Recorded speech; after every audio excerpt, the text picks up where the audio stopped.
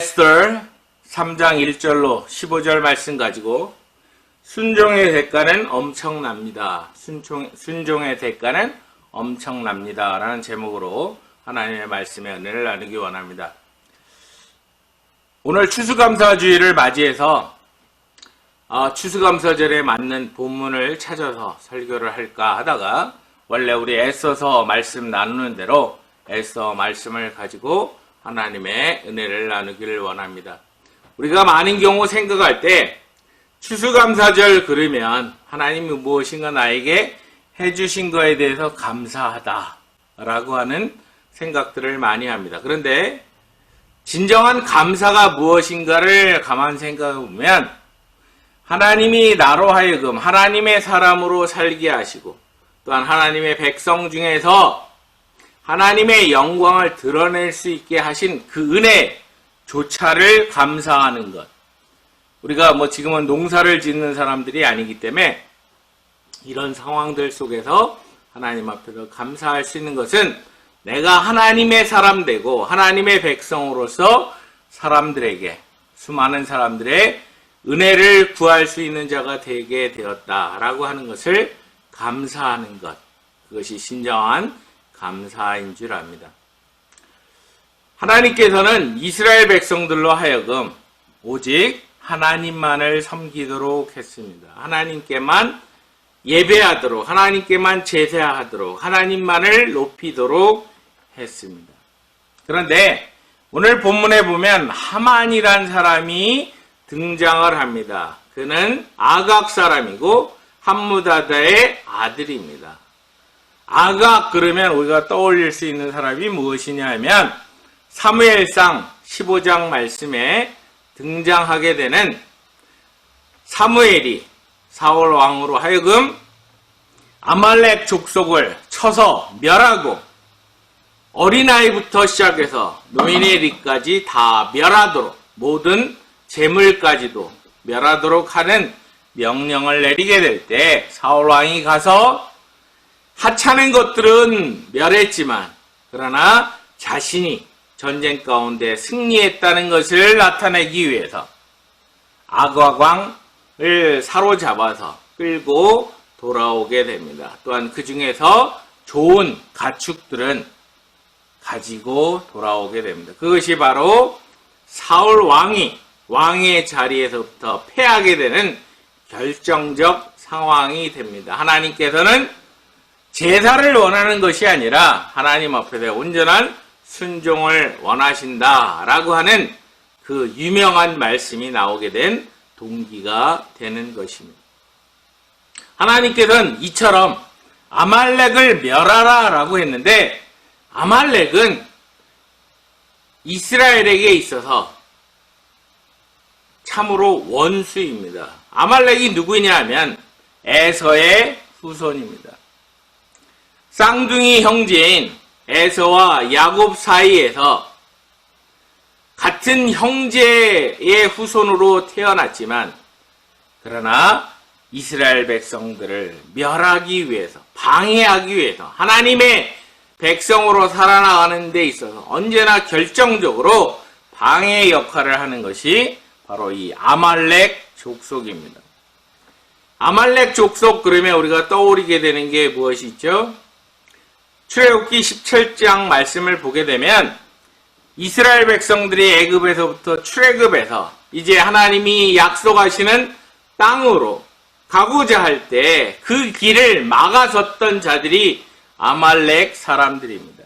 그렇기 때문에 모세는 여호수아로 하여금 그 아말렉 사람들과 싸우게끔 했습니다. 그리고 자신은 산으로 올라가서 하나님 앞에 기도했습니다. 그런데 모세의 나이가 있기에 손을 들고 하나님 앞에 기도하는데 무리가 있었습니다. 손이 내려오게 되면 여호수아의 군대가 아말렉 사람들에게 쫓기고 패하게 되는 상황에 놓여지는 것을 보고 아론과 훌이 각자 양쪽 팔을 붙잡고 손을 들어 올려서 하나님 앞에 기도함으로 말미암아 여호수아가 그 전쟁에서 아말렉을 쳐서 멸하게 되는 그런 놀라운 은혜를 얻게 됩니다. 그럼에도 불구하고 이 아말렉 사람, 특별히 이 아각 자손 함므다드의 아들 하만이라고 하는 사람이 등장을 하게 되는데, 제가 이 에스더서를 가지고 말씀을 준비하는 가운데 보게 된 것이 무엇이냐면, 우리가 금년도에 베드로 전서와 후서 말씀을 통해서 하나님 앞에서의 거짓 선지자들, 거짓 선생, 그리고 적그리스도의 등장 속에 우리가 어떻게 살아야 될 것인가에 대한 것을 베드로 전후서를 통해서 말씀을 들었습니다. 그런데 참으로 희한한 건 무엇이냐면, 오늘 본문에 드디어 등장하는 이 하만이라고 하는 사람은 바로 적그리스도의 역할을 하는 사람입니다. 1절에서부터 쭉 살펴보게 되면 아수에로 왕이 하만을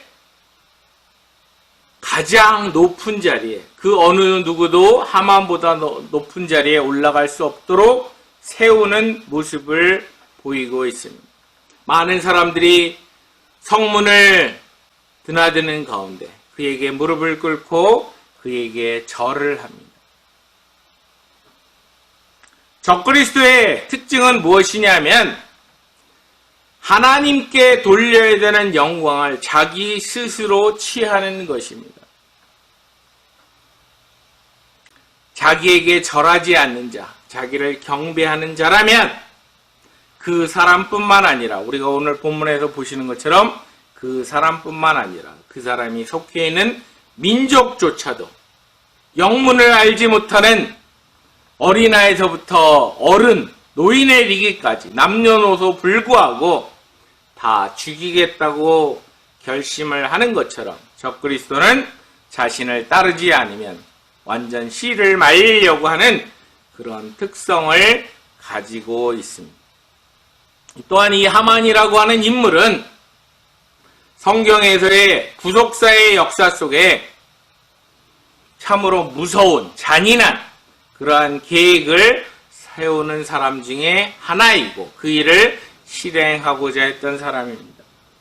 하나님께서는 창세기 3장 15절 말씀을 통해서 타락한 우리 인간들을 향해서 여자의 후손이 이 땅에 와서 너희들의 죄를 대속할 것임을 분명하게 약속해 주셨습니다. 그리고 그것은 아브라함과 다윗의 혈통을 통해서 메시아로서 이 땅에 오실 것임을 우리에게 분명히 나타내셨는데, 간악한 마귀 사단은 그것을 차단하기 위해서 수작을 부리게 됩니다.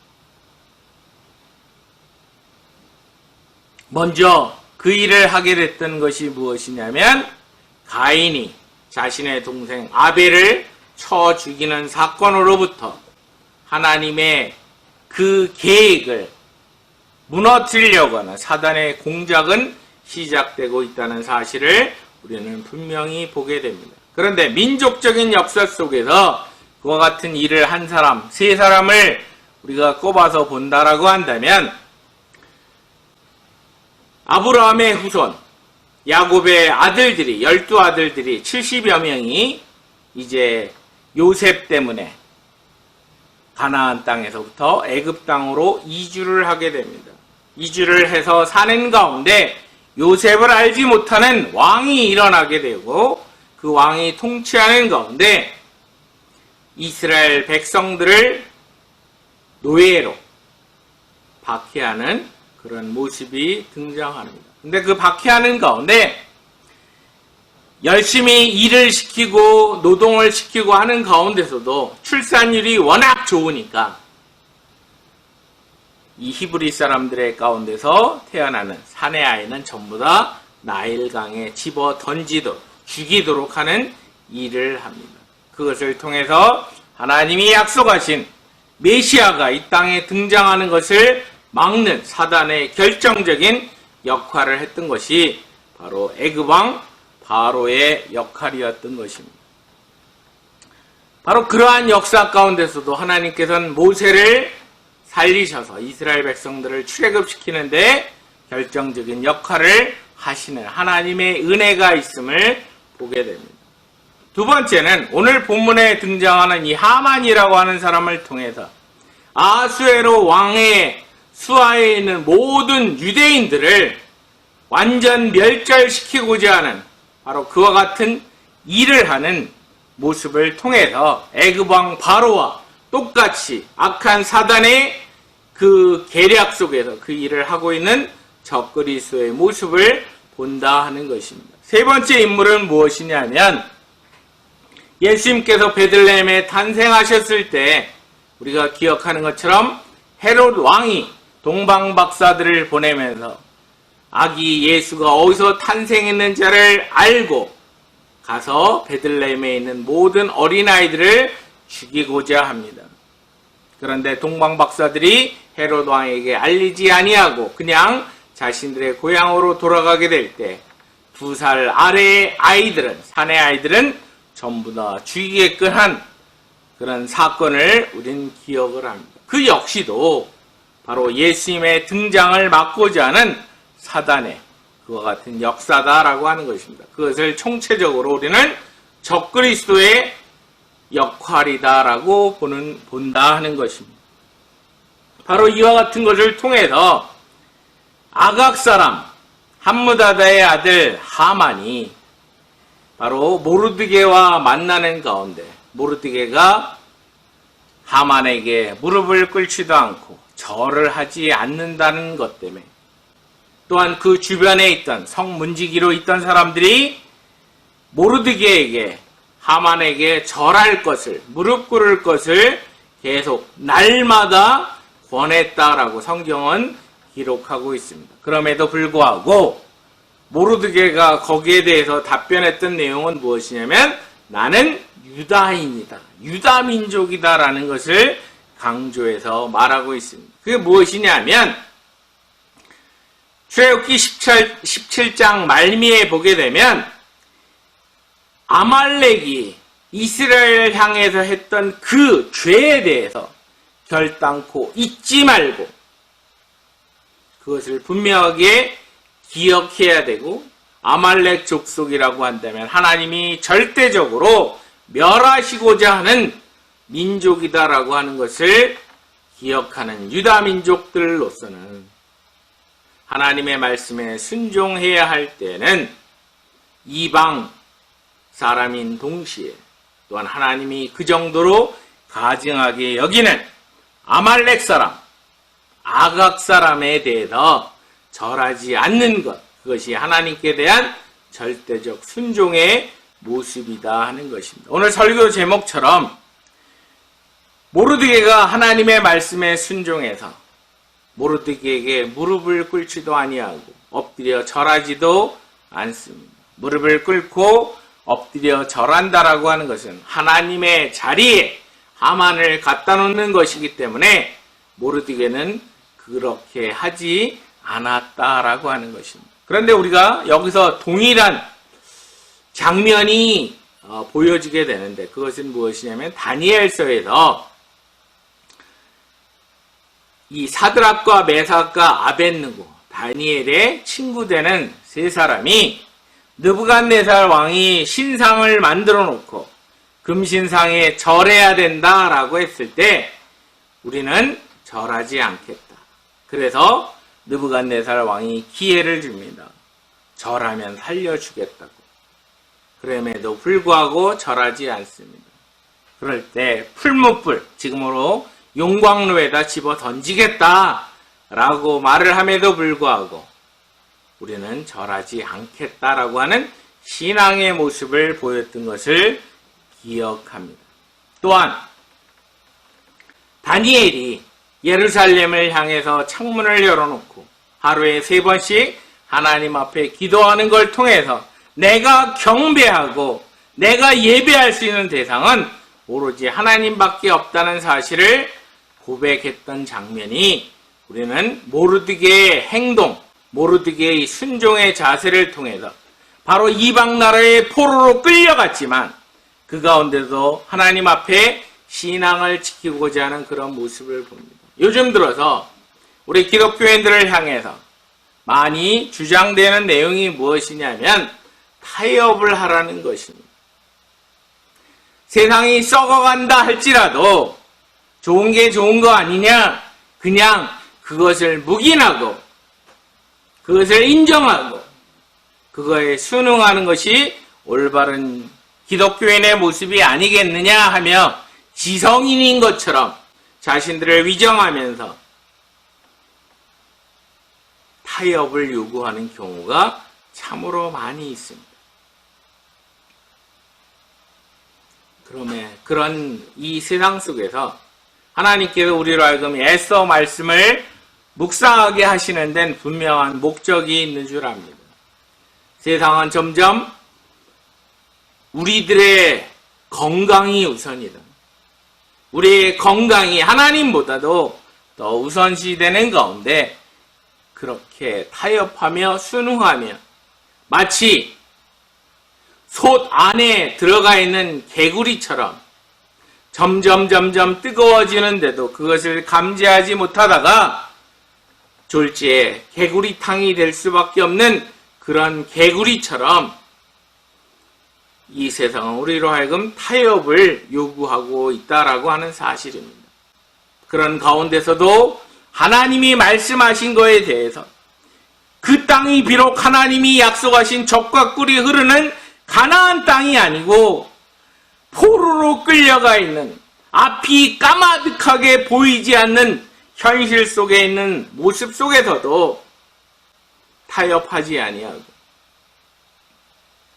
하나님의 말씀 무시해버리지 아니하고 그 하나님의 말씀을 지키고자 하는 그 순종의 자세는 당장 우리에게 무엇인가 놀라운 사건이 벌어지진 않지만 그러나 그 일은 궁극적으로 이스라엘의 구원을 이루시고자 하는 하나님의 섭리 앞에 쓰임받는 통로가 되었다는 것을 우리는 애써서 8장에서부터 10장 말씀까지를 보면서 그것을 분명하게 알게 된다 하는 것입니다.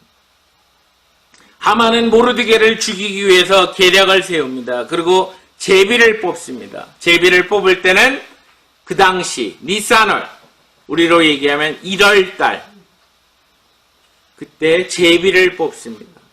그리고 언제가 이 모르드게와 유대민족을 죽일 수 있는, 멸절할 수 있는 가장 좋은 때인가 라고 제비를 뽑게 되었을 때, 지금으로 말하면 12월 달 13일에 그 일을 거행하는 것이 좋다라고 이 제비 뽑기의 결과가 나오게 됩니다. 하나님을 믿지 않는 사람이기 때문에 제비 뽑기를 기준으로 해서 당장에 그 일을 시작하기보다는 제비 뽑기로 해서 세워진 그 날에 그 일을 시행하기로 마음을 먹습니다.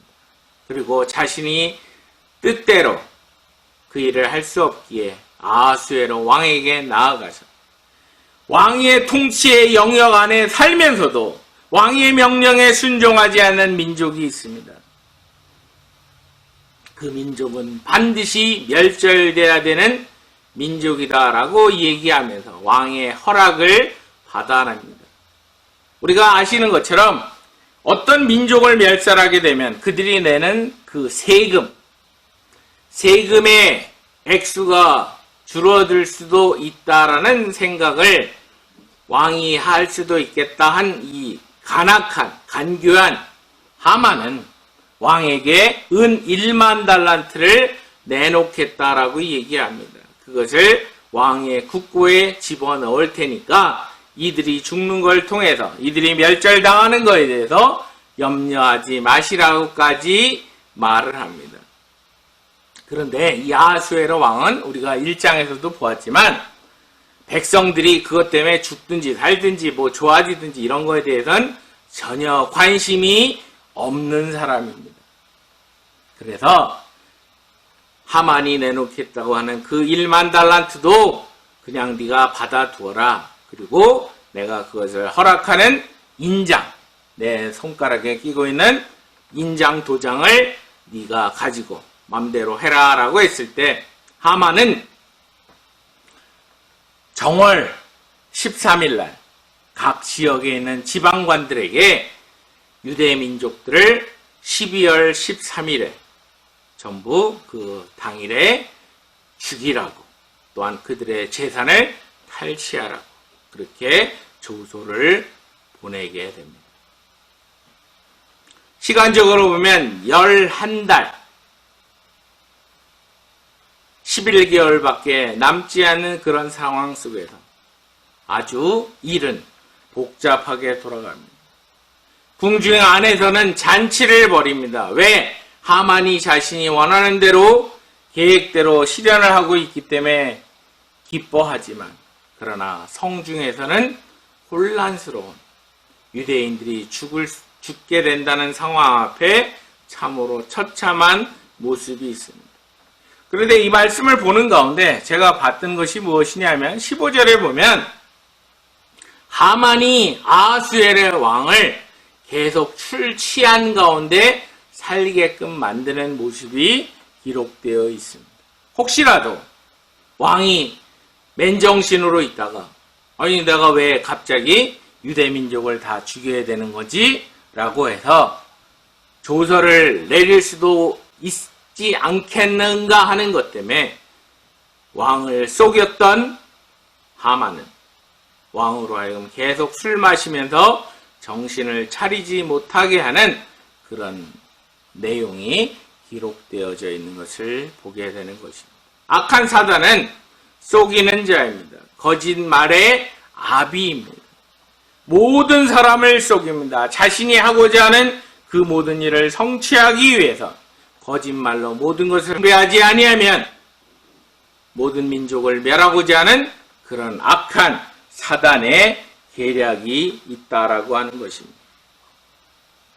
그런데 하나님께서는 바로 모르드게가 하나님 앞에 그 말씀에 순종해서 아말렉 사람, 아각 사람 앞에 절하지 아니하고 내가 하나님의 언약의 백성이란 사실을 가지고 하나님만을 섬기겠다고 하는 그것 때문에 결국 아하수에로 왕의 통치 영역에 있는 모든 유대인들을 살리시는 장면이 8장에서부터 10장까지 기록되면서 바로 불임절이라고 하는 날이 시작되게 되는 것을 우리는 보게 되는 것입니다. 사단은 간교한 말로 속입니다. 그리고 결국 하는 일은 사람들을 망하게 하는 일을 합니다. 왕도 망하게 하고 하나님의 백성들도 망하게 하는 바로 그런 잔인한 모습을 가지고 있습니다. 그러나 우리가 믿는 우리 예수님은 우리를 살리기 위해서 인간의 몸을 입고 이 땅에 오셔서 십자가를 지심으로 말미암아 우리를 구속해 주시는 놀라운 은혜를 베푸시는 살리시는 하나님이심을 믿는 저와 여러분들이 되어지기를 바랍니다. 예수님께서는 바로 그 일 때문에 오셨습니다. 우리로 하여금 하나님만을 온전히 섬기라고 하는 것은 우리를 살리기 위한 하나님의 목적임을 우리는 기억해야 한다 하는 것입니다. 야곱의 아들 요셉이 애굽 땅에 노예로 팔렸지만 그 가운데서도 하나님을 섬기는 하나님 중심으로 살았기 때문에 하나님이 그를 형통케 하시는 은혜 가운데 결국 애굽 땅에서 나라의 통치자가 되고 그걸 통해서 유대 민족을 이스라엘 백성들을 고센 땅에서 살면서 하나님의 언약의 백성으로 성장되고 성숙되게끔 하는 계기를 만들었던 것처럼 바로 모르드게의 이와 같은 신앙은 어떻게 보면 참혹한 결과의 모습으로 오늘 3장에서는 등장하고 있지만 그러나 4장을 넘어가면서 결국 그 일을 그와 같은 위기에 처했을 때 그들은 거기에 대해서 실망하거나 낙심하지 아니하고 하나님 앞에 기도하고 기도의 동역자를 구하고 그리고 에스더가 내가 죽으면 죽으리다 라고 하는 결단과 함께 자신을 부르지 않는 아수르의 왕 앞에 나아가게 될 때 왕이 에스더를 사랑함으로 금오를 내물게 되고 결국 애써도 살 뿐만 아니라 하만의 계략을 왕에게 밝혀서 하만이 처형을 당하게 될 뿐만 아니라 유대인들을 죽이고자 했던 이스라엘의 원수들을 멸하게 되는 결정적인 역사가 나타나게 되는 것을 우리는 보게 됩니다. 우리가 하나님의 백성으로서 이 땅을 살아나간다라고 하면서 우리가 해야 되는 일은 무엇입니까? 하나님 앞에서의 절대 순종의 모습입니다. 우리의 상황과 형편에 상관없이 하나님의 말씀이 그러하다면 순종하는 자세를 갖는 것, 누가 보든지 안 보든지 상관없이 하나님께 대한 절대적인 순종의 자세를 가지고 사는 것. 당장은 어려움에 빠지고 어떻게 보면 편협하게 보이고 어떻게 보면 외골수적인 것처럼 보이고 어떻게 보이면 그냥 적당히 넘어가도 되는데 굳이 그렇게까지 할 필요가 있겠느냐라고 하는 말을 들을 수 있을지 몰라도 어떻게 저렇게 사람이 맹하냐? 지성적 판단도 없고 상황 판단 능력도 없다라고 조롱을 받을 수 있음에도 불구하고 그러한 상황 속에서도 하나님 앞에서의 그 말씀에 순종하고자 하는 결단의 자세를 가지고 사는 것, 그것이 바로 하나님이 기뻐하시는 모습이다라고 하는 것입니다. 우리가 오늘 추수감사주일을 맞이해서 하나님이 우리에게 원하시는 건 순종입니다. 또한 우리가 하나님 앞에서 모든 일에 있어서 기도하면서 나아가게 될 때 하나님은 우리가 상상할 수 없었던 그 위기 속에서 하나님의 놀라운 구원의 은혜를 베풀어 주시는 은혜가 있다는 것을 알게 됩니다. 코로나 바이러스 팬데믹 상황 속에서 앞으로 무엇이 어떻게 이루어질런지, 또한 미국의 상황 속에서, 세계적인 상황 속에서 어떻게 펼쳐질지에 대한 것을 알 수 없는 이러한 때에 하나님이 우리에게 원하시는 것은 하나님께 대한 믿음의 순종입니다. 예수님께서 제자들에게 하셨던 말씀, 인자가 올 때 믿음을 보겠느냐 탄식하셨던 음성을 우린 기억해야 할 줄 압니다. 거기서 믿음이라고 하는 것은 하나님의 말씀에 대한 순종이다라고 하는 것을 우리가 기억하면서 항상 기뻐하고 쉬지 말고 기도하고 범사에 감사하는 것, 이는 그리스도 예수 안에서 너희를 향하신 하나님의 뜻이라라고 하신 그 말씀의 의미를 생각하면서 이 추수감사 주일에 진정 하나님 앞에 감사하며 믿음의 순종의 모습으로 나아갈 뿐만 아니라 위기 속에서 하나님 앞에 엎드려 기도함으로 문제 해결자는 오직 하나님밖에 없다는 사실 앞에 감사하며 영광 돌리며 우리의 믿음을 하나님 앞에 보일 수 있는 저와 여러분들이 되어지기를 바랍니다. 그러할 때 내가 무엇인가를 추구해서 거두는 것이 아니라 바로 우리의 아버지 하나님께서 우리에게 주시는 놀라운 영원 구원의 추수의 은혜가 넘치게 된다는 사실을 생각합니다. 하나님 앞에 감사하는 저와 여러분들이 되어지기를 우리 주 예수 그리스도의 이름으로 축복합니다. 같이